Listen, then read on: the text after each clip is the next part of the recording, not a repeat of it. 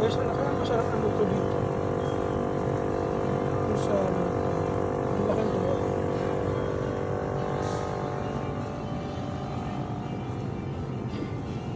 Ano kaya masarap dyan? Ah,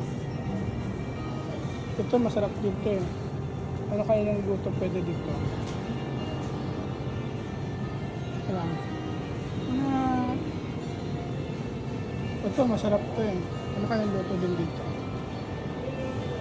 Yan guys, bigay nga kayo ng idea kung anong masarap yung lutuin dito sa mga isda na to. Tapos yun doon, alam ko masarap yung lutuin yun. Ang laki dito.